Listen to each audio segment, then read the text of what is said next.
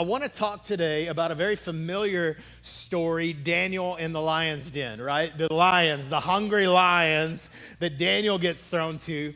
And we're really not just talking about the lions that he got thrown to, but also some lions that showed up before you got to the part about him being thrown in the den, the lions that put him in the lion den. So there's this king, his name's King Darius.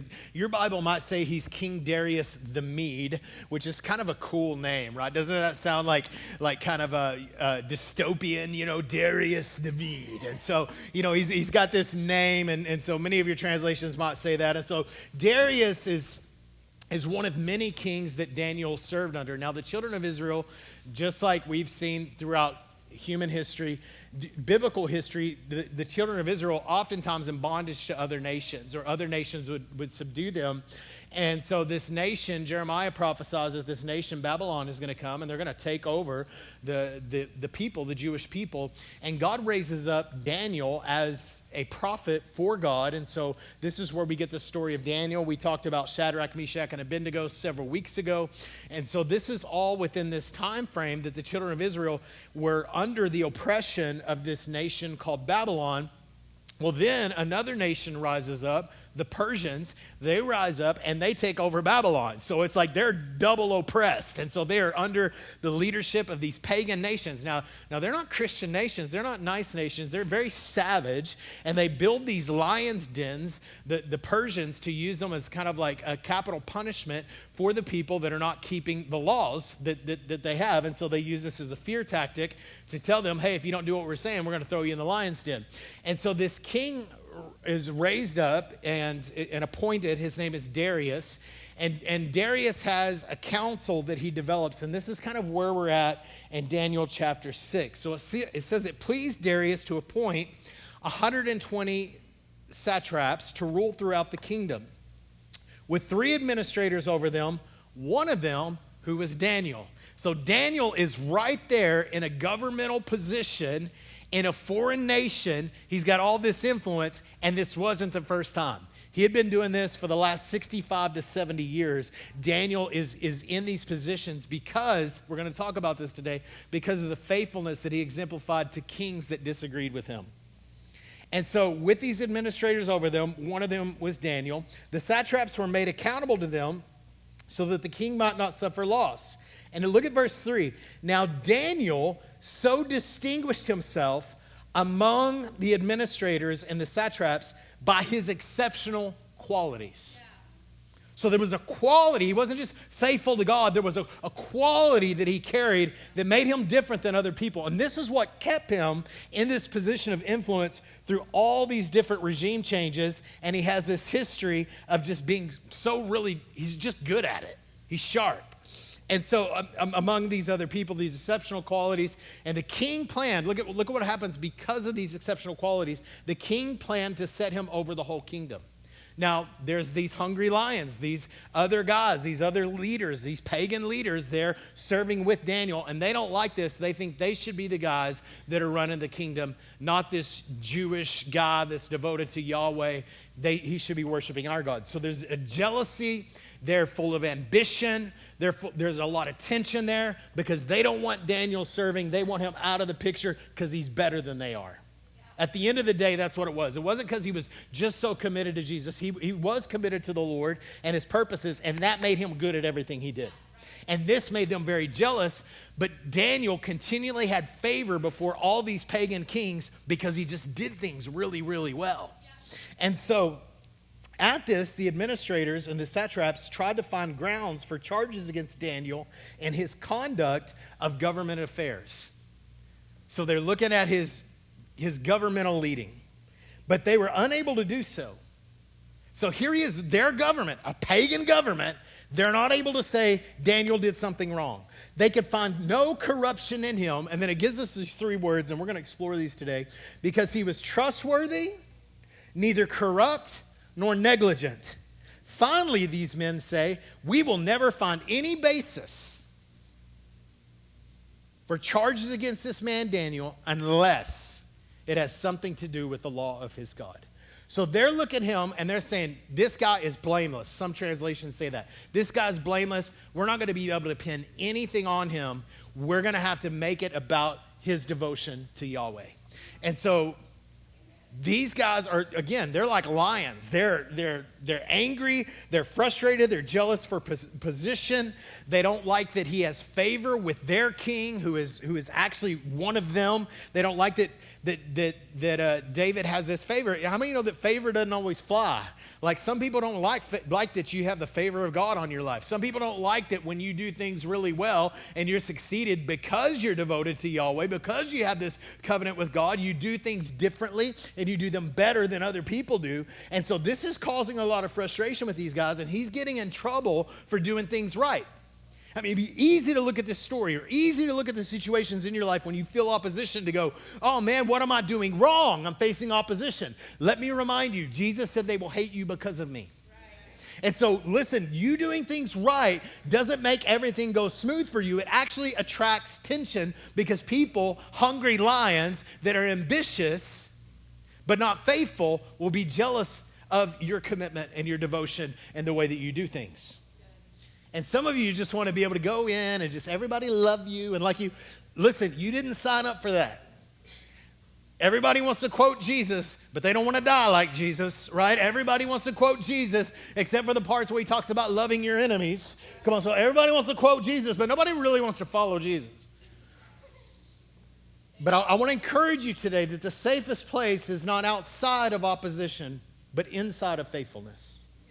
Because this is where God has called us to be. Daniel was faithful. And look at what it says. They could find no corruption in him. None. Because he was trustworthy and neither corrupt nor negligent.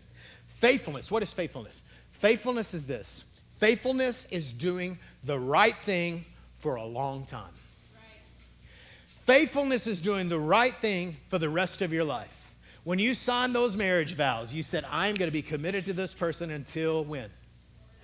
Death do us part, right? So we're going to do the right thing for a long time, and it's not contingent upon my environment. It's not contingent upon the opinions or the decisions of others. It's based upon my commitment to God.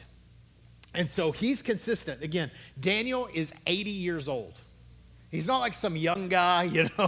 I'm like, dude, I don't feel like I did like 10 years ago. I'm like, I can't imagine being thrown to lions. And here he is, an old man, being thrown into this pit with lions that we're going to see in just a minute. But here he is in his prime still at 80. Yeah. I mean, he is 80 years old, and he is better than all these young bucks.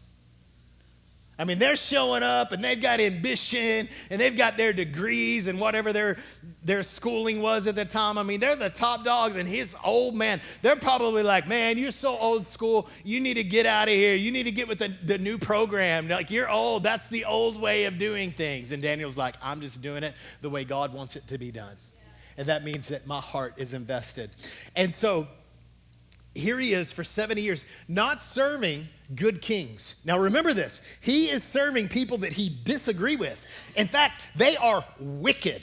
The Persians were wicked. The Babylonians were wicked. They're worshiping all these thousands of other gods. I mean, they're crazy. I mean, you think like the world is bad now. These people were so demonic. Yet he is there serving them. And what happens is we see many times throughout his ministry, you could call it, or his administration, Daniel is seeing the hearts of kings being turned. Why? Because he told them that they were wrong? No, because he served their purposes like they were his own. Evil kings. So he was dependable by God and by men. I mean, they didn't keep him in office because he was preaching every day. And I've met a lot of people over my life that get fervent for the Lord, and they think their job at their job is primarily to preach the gospel. Your job is primarily to just serve, and when the Lord opens the door for the gospel, you preach it. But don't be preaching listen, please don't. Don't tell anybody you go to Overflow Church. Don't tell anybody that you're a Christian if you're going to go in and you're going to be lazy and you're going to be late every day and you're not going to apply yourself and you're just going to kind of coast through. Don't you dare put an Overflow sticker on your car and flip people off in traffic. Or not let people get in front of you. Or rattle your bass louder than what's in their car. I mean, don't be doing that. We are considerate than others, you know. Playing on your phone and running people over. Overflow, come to Overflow. Don't you do it. Don't you do it. Listen, what we do is we state our faithfulness. We go, man, I'm faithful. I've been at this job for 6 months. And when you're 18, 6 months is a long time when you're 18. I tell you right now, 6 months is a minute nowadays. I'm like, what the heck? Like, how did that just happen? Like, we were looking at some stuff yesterday. We're like, that was 11 years ago? What the heck, 11 years ago? Some of y'all were like in diapers 11 years ago. And I'm like, what is going on? Like, how's life move so fast? And so faithfulness, listen, faithfulness isn't about you stating it and talking about how faithful you are and how I've been at that job for this long and that. And listen, faithfulness is more than talking. It's more than something you tried for a season. I oftentimes people say, what should I do? I said, you should do this. And they go, I've tried that. Well, that's the problem. You tried it. You didn't sell out to it. Yeah. You were trying to see if it would work out for you, you'll try this. And then you stop when it doesn't happen as quick as you think it should.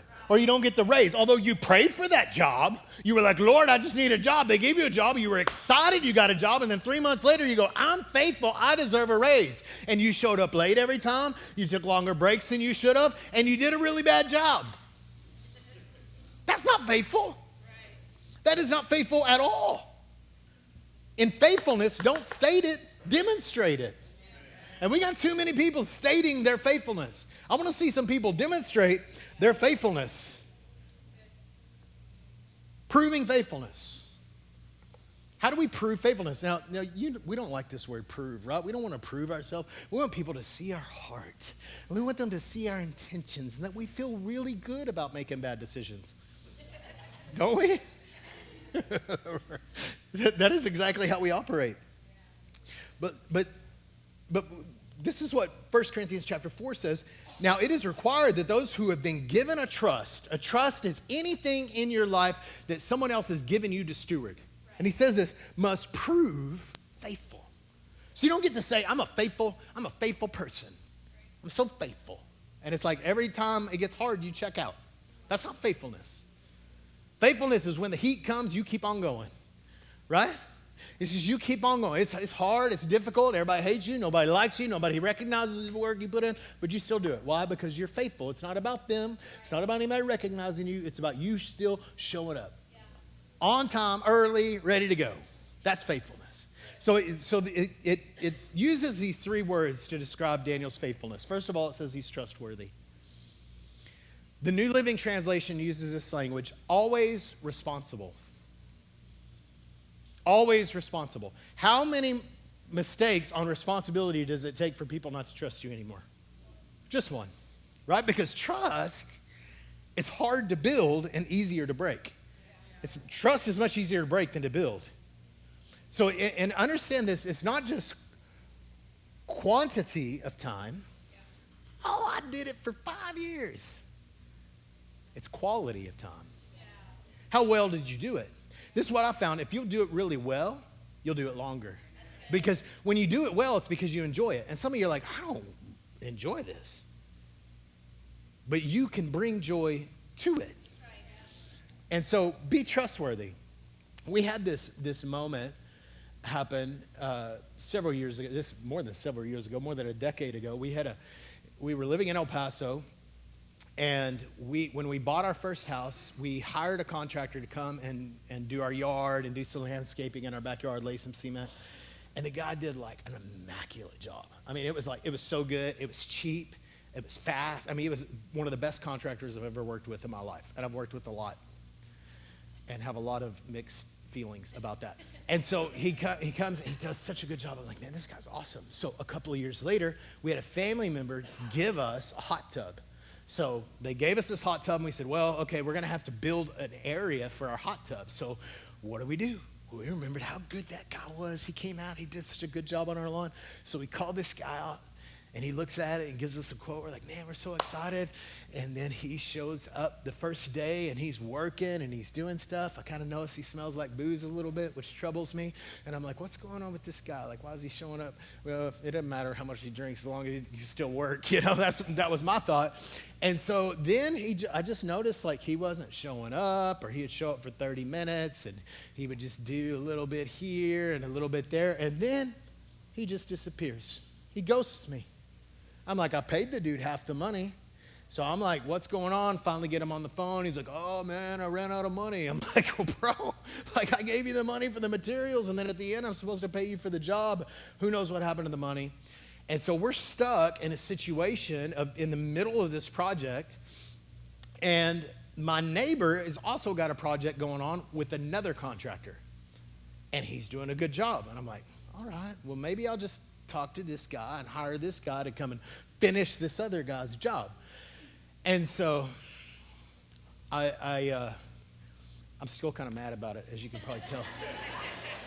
So I'm talking to the guy, and I'm probably not really saying all the good things. I'm probably expressing frustration. I don't remember all the words I said, but it probably had to do with name calling, and I probably didn't do that, but it was probably I was being very critical of this guy. I'm like, man, I don't know what happened to him. I was like, we had several years ago, we had him come out and he did our yard. He did an immaculate job. I mean, look at our backyard. It still looks great. He's like, yeah, he did great. And this is what he said to me. And he ended up finishing the job and did a great job for us. And I said, I thought this guy was a really good worker. And this is what he said. He said, everyone's a good worker until they're not. And I was like, And that's like faithfulness, right? Everyone's faithful until they're not. Everyone's good at their job until they're not. Everyone's a good parent until they're not. Everyone's good at working at Chick-fil-A until they're not. Everyone's a good student until they're not. All your children are wonderful and great until they're not. Your spouse is awesome until they're not. What are we talking about? We're talking about faithfulness. We're saying, I'm committed to this path. I wasn't just good when I signed up. I'm finishing the job. And the job is finished whenever you guys are sitting in a room and going, he's with Jesus now. That's when my job is finished. When the Lord says, well done, that faithful servant, that's when my job is finished. It's not finished when I get paid. Come on, it's not finished on payday. It's not finished after I get the promotion. It's finished when Jesus says, well done. So he was trustworthy. Are you trustworthy? Do you show up on time? Oh, I'm always late. Then stop. You recognize it. That's great. I'm glad you're self-aware. But what are you going to do about it? Don't laugh it off. That's a character issue. Show up late. You said to be here at 2. I was here at 1:50. Where you at? I had 10 minutes I could have spent on the project, but I came here because we had an agreement that we were going to meet at 2, and you showed up at 2:15 and went, oh, I'm always late. Or the train. That's what we always get, right? That was always an easy excuse. I'm like, well, that's why you plan enough time knowing that the train or the traffic is going to be an issue. All right. Are you trustworthy? Number 2. You okay? Man, pastor talking to us like our dad or something. Number 2, neither corrupt. That means that he didn't bend the truth. He didn't cut corners. He didn't sell out. And get this, Daniel's purity starts way back in the story when he's a teenager, and he's offered to eat foods that go against the Levitical law that he was committed to. And so he's committed to the law of Moses to not eat certain foods. They offer him these foods, and they say no. And they fast food, and they eat fruits and vegetables, and at the end of it, they come out, and they're stronger than all the people that didn't fast. What is he doing? He was stating his purity in the decisions that he made. He was not corrupt. Now, when we talk about politicians, which he would have been in this day, his position would have been a politician. We don't think of politicians not being corrupt. Right? Y'all, it's okay to say yes. We know they're all corrupt. And here he is. He's not corrupt. He's not like the rest of them. In fact, they were like, we got to create something to get this guy out because he's not corrupt. There's nothing in him. I want to suggest this to you, that corruption doesn't happen as a whole overnight. Corruption happens little by little. Little yeses to things that you're not supposed to say yes to. Little no's that you tell the Lord, Lord, I'll do this, but I won't do that. Little decisions that we come that break our integrity.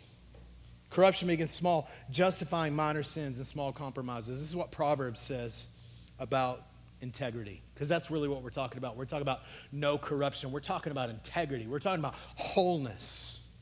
The man of integrity walks securely, but he who takes crooked paths will be found out. So in the ancient world, in the Near Eastern world, they had these paths, right? That they had to walk everywhere. You know what that is, walking? Like they didn't have Uber, they couldn't be like call a camel Uber. Hey, let's call the camel Uber. They had to pretty much walk everywhere. And so on these paths, there would be stones on these paths, right? And sometimes a stone wouldn't be off the path, it would be on the path. And so the man of integrity is thorough and he's careful as he walks along the path that he don't stumble on something on the path that shouldn't be on the path. And so this is what it talks about. When you have integrity, it'll guard you along the way. The other thing is that people of integrity is that when they're walking straight on a path, they're not looking over their shoulder to see if somebody's after them for the bad decisions they've made. And what happens is when you don't live with integrity, and you will automatically make yourself susceptible to shame because you are making bad decisions and you normally make them in private. Wow. And so what we do is when we make bad decisions in private, we're saying that I have no integrity. And what we do is we always look over our shoulder. I hope nobody finds out. I hope nobody finds out how I'm really living. And this word that the Hebrew people would use, it meant that they were the same at home, and they were the same at work, and they were the same in public.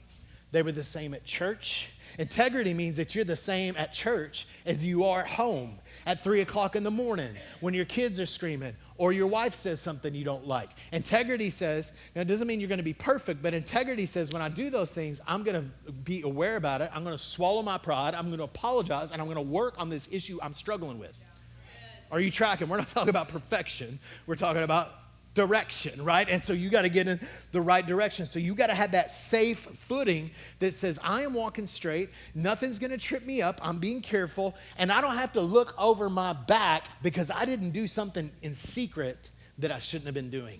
And one of the things I love about Overflow Church, and if you're new, you're gonna learn this really quick about our culture here, is that there is a vulnerability and an honesty that we all carry, that we all go, you know what? I don't got it all together. And I'll start it right here with Josh Brown saying, I do not have it all together. And I identify with more people because of that, because they also have struggles. And so what we've learned to do is we've learned to take the weight of performance off, because I don't have to perform for you to think I'm perfect. I don't have to hide. I don't have anything to hide, because what I found in my life earlier when I was younger, I had so many things to hide, and I continually was performing, and the weight of trying to pretend to be somebody I wasn't was destroying me. And so I had to realize the best thing for me to do is just be honest about who I am and what I struggle with and what I'm walking through. And I'm not a super Christian. I'm a follower of the way. And some days I don't do it very well. And then you can come to me and you can have conversations, and then we're not looking over our shoulder going, I hope they don't find out that I'm not doing as good as I'm supposed to be. That'll help you. And then he says this, number 3, that he's not nor negligent. So, trustworthy, neither corrupt nor negligent. Negligent means this, that we're not sloppy in our responsibilities. He gave his best to every assignment. Daniel was fully engaged with every task. Every task. He's diligent. He's excellent. Many believers aren't corrupt, but they can be negligent, simply not paying attention to the stewardship that God gave them. So at work, they just kind of get it done. And you're going to have days where you get it done. But at work, but the mode of your life is a job. Yeah, but didn't God give you that job? Didn't God provide that opportunity for you? If God provided that opportunity for you, then you should honor God in that opportunity. So the word that is used here in verse 3, exceptional qualities, is often translated an excellent spirit. So Daniel was a man of excellence. Now, excellence is not the same as perfection. Excellence is your best in progress, which means this: you're better tomorrow than you are today. You're still not perfect tomorrow, but you're on the road to being better and better, and you're committed to this path of doing the right things right. That's what excellence is. Excellence is, I'm doing the right thing right. I'm not doing it with sorrow. I'm not doing it with anger. I guess. That's not excellence. Excellence says, I want to have a good heart about it. I want to be in the right direction. Colossians says this, 3, verse 23. Y'all sure quiet today. Whatever you do, work at it with all your heart. How much of it? All of it. As working for the Lord. Not for me.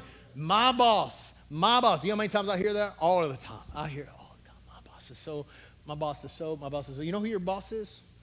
The Lord. The Lord is your boss. Because he's not just measuring what you do. He's measuring how you do it.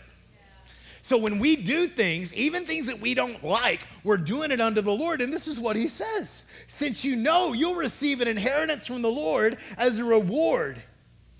It's the Lord that you're serving. So this is what's going to happen. You're going to do things in your life that you don't find any delight in. But you're going to be able to do them with a delighted heart. You're going to be able to go, well, Lord, I'm doing it for you. I'm doing it as unto the Lord. Changing diapers at 3 a.m, as unto the Lord. Lord, thank you for these children that we prayed for, we believe for. That's how you do it. You just got to maintain that posture of gratitude. And so you do these things. And listen, I've met a lot of people that did a lot of things for a long time that they didn't like, or was contrary to their personality or their temperament. But they're committed to do the right thing for a long time. They're faithful at it. And this is what I believe. I believe one day we're going to stand before the Lord, and he's going to have sweaty eyes. And he's going to look at us, and he's going to say, well done. Well done, my good and faithful servant. You served me well. I saw you in the midnight hours. I saw you how difficult it was, but you did it. You did it well. Some days you did better than others, but I'm just so proud of you for coming in and finishing your race. I'm so proud of you for working with that boss that was difficult to work with, but you honored me in that. The Lord, we get there, and we get to have the inheritance of the Lord going, you did that really well. I'm proud of you. This is what we work for. This is what we work towards. So Daniel's body of work, that all the body of work that they're talking about was predictable, and it was consistent. Are you predictable in your faithfulness? Listen, I have people over the course of the ministry that I was like, I just expected them not to do a good job. And you know what I ended up doing? I quit asking them to do anything. Because I got to be a good steward of what I hand them. So I'm like, well, I'm just not going to ask you to do that anymore. Why? Because I am responsible for what I give away. Yeah. And so sometimes if your boss is pulling back on you, if he's a good boss, even if he doesn't treat you the way you think that he ought to treat you, he's still responsible. And there is a weight to carry in that responsibility. Are you faithful? Is your faithfulness predictable? Whenever you tell somebody, I'm going to be there at 2 o'clock, or if you need anything, you call me any time of the day. If they call you, or you answering the call at 3 a.m. That's the kind of guy I want to be. I want to be the guy that if I say it, I don't have to say, I promise. Yeah. I don't have to say, sign here. I'll say, I'll let my yes be yes and my no be no. And you know when Josh Brown says it, he's going to show up. He's going to be there. And I'm not going to make excuses. And if I can't, there will be a phone call, not a text message, 3 hours after the time I was supposed to be there going, hey, sorry, Ed, you got to slip in over to the other. It's going to be like, listen, I own that. I should have been there, and I wasn't. And I apologize. What can I do to make this right? That's how you're responsible. You okay? So they knew this. They knew that with Daniel, that he would violate this command that they were making. And the command was this. King, they go to him. They're so like, suck it up. They go up there like, we think, King, you're new at this thing. We're all here. We think what should happen for the next 30 days is that no one should pray to any other God or to any other person other than you, O King. And he's thinking, man, that sounds pretty good. I like that. Come on, boys, let's sign it. And they said, and anybody that doesn't, they'll be thrown into the lion's den. And he's like, okay, that's the result of not honoring me, flattering me. So he signs it. And they know that Daniel's going to break it. And the king isn't even, I don't know what he's thinking about, because he really likes Daniel. You're going to see this in a minute. He really likes Daniel. And so he signs it, probably not even thinking about the repercussions. Have you ever done that? Oh, whoops. I think he's having one of those whoops moments. And so in Daniel chapter 6, verse 10, when Daniel learned of the decree, this is his response. He didn't call a fast. He didn't incite a rebellion.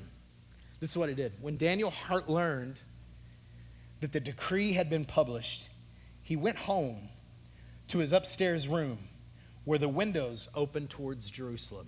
Not trying to hide. If it's me, I'm like, shut the windows. 3 times a day, he got down on his knees and prayed, giving thanks to God. Get this, don't miss this part. Just as he had done before. What are you going to do, Daniel, if they tell you you can't pray to Yahweh anymore? I'm going to do what I've been doing for the last 80 years. I'm going to pray, and I'm going to do it 3 times a day, and I'm going to open my windows to Jerusalem. I'm going to pray every day, not just once a day, but 3 times a day. But what are you going to do, Daniel, if they throw you in the lion's den and you pray? I'm going to pray, because you can't take prayer away. What are you going to do if they pass the law that you can't pray, that you can't talk about Jesus, that you can't have a Bible? I'm going to do what I've always done. I'm going to pray. I'm going to seek God, and I'm going to pray regardless of what the law says, regardless of what the threats are. I am going to be faithful to God. He is the one that I'm faithful to, and I will not be faithful to something that goes against my faith. Beloved, be faithful. So before Daniel's thrown to the hungry lions in the den, the lions show up at his door. The other hungry lions, the ambitious ones, the ones that want to take him out and take his position. And these men went as a group and found Daniel praying, asking God for help. I want to ask you, beloved, when the lions come, will they find you praying?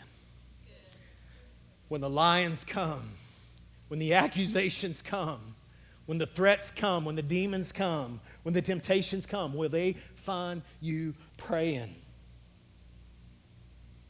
They can't take prayer away. They can say whatever they want to say. They can establish whatever they want to establish, whatever laws they want to do. They can't take prayer away.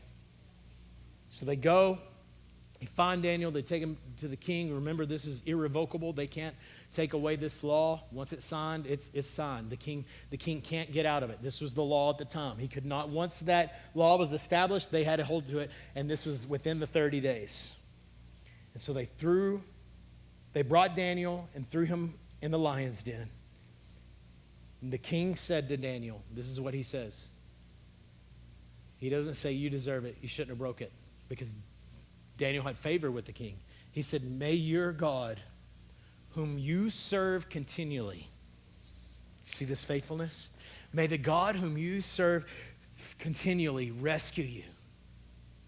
May he rescue you. And he seals the den. And he goes home and he's like, listen, I don't want any entertainment tonight. Cancel the band. Cancel the catering that I get every day. Cancel all that. I'm fasting. I'm praying for my friend Daniel. I didn't think about, in that moment, when I signed that, I wasn't thinking about how faithful he was. But I'm praying I'm praying to his God, who I don't normally pray to. I'm praying that he will rescue Daniel. Yeah. And it says that he didn't sleep that night. All night dealing with the tension of what did I do to my friend Daniel. And this is what it says in verse 19. At the first light of dawn, the king got up and hurried to the lion's den. And when he came near to the den, he called out to Daniel in an anguished voice, Daniel, servant of the living God, has your God, he's weeping, he's in anguish. Has your God, whom you serve continually, been able to rescue you from the lions? And Daniel answered, O king, live forever. He hears a voice. He thought he was dead, but he hears a voice, and the voice isn't like, how dare you? The voice is, oh king, live forever. I'm still your friend. I'm still your boy. I'm still here to serve you. I'm still here, and I'm still praying, and I'm still being faithful to God. My God sent his angel and shut the mouths of the lions. They have not hurt me because I was found innocent in his sight. Nor, get this, nor have I done anything wrong before you. And the king was overjoyed and gave orders to lift Daniel out of the den. And when Daniel was lifted from the den, no wound was found on him because he had trusted his God. Then what they do is they take these men that threw Daniel, that were responsible for this, and they throw the hungry lions to the hungry lions, and they eat them before they even get to the ground. What do we do when the lions show up? Real quick. 1 Peter chapter 5, verse 8. Be self-controlled. Your enemy, and alert, your enemy, the devil, prowls around like a roaring lion. Now, when a lion roars, he's doing something. He's exerting dominance. He's inciting fear.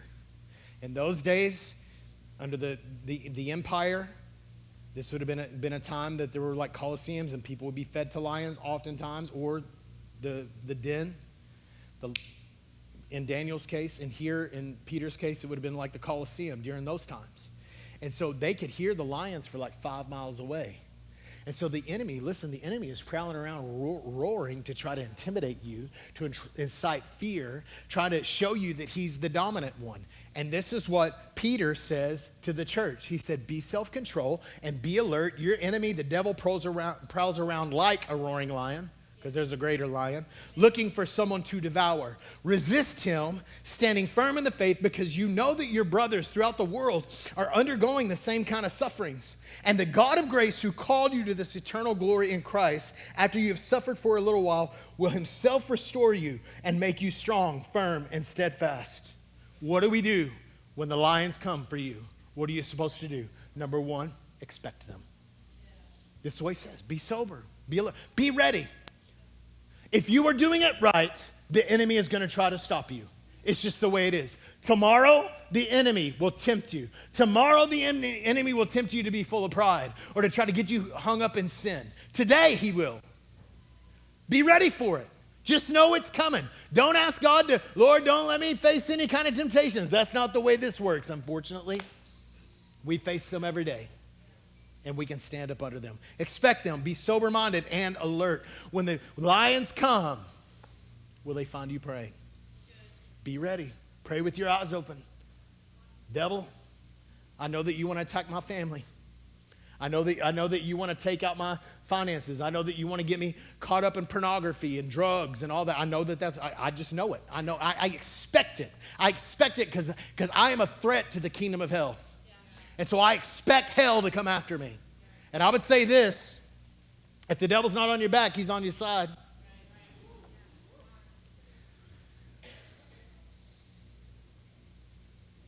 The fact that you are tempted is telling you that the devil also hates you and has a wonderful plan for your life, or a devastating plan for your life. He has a plan. Expect him. Number two, resist him. That's what it says, resist. James 4 says, submit to God. Resist the devil and he will flee. What is submitting to God? That's faithfulness. And it's rooted in this. I have a covenant with God. I have a covenant with God. So when I am tempted, what I do is I go, whoa, I knew you were coming. Yep. I knew you were coming, and now you're here. But guess what? I'm committed to Jesus. I'm committed to his purposes. I'm not going to fall for that. He's the one that I'm committed to. My devotion is to him. My allegiance is to Jesus. Yes. Faithfulness to God, hear me, requires resistance to the enemy. When the rules, when the standards conflict with our faithfulness to God, we go with God.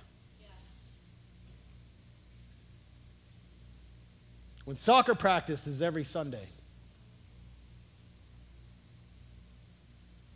when work is every Sunday, we say, I'm committed to the family of God. I'm committed to God's house. Some of y'all don't like that. Resist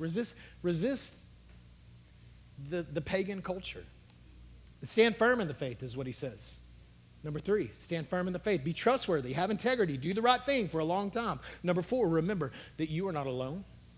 And this is what he says. He's like, there's other people that are suffering also. This is why you need the body of Christ. This is why you need group. This is why you need to be at the furnace, because it's not just for Jesus and you, it's for you and your community, because there are other people that are struggling also. There are other people that are tempted also. There are other people that are dying also. You're not alone. And number 5, even if it seems like it's over, it's not over.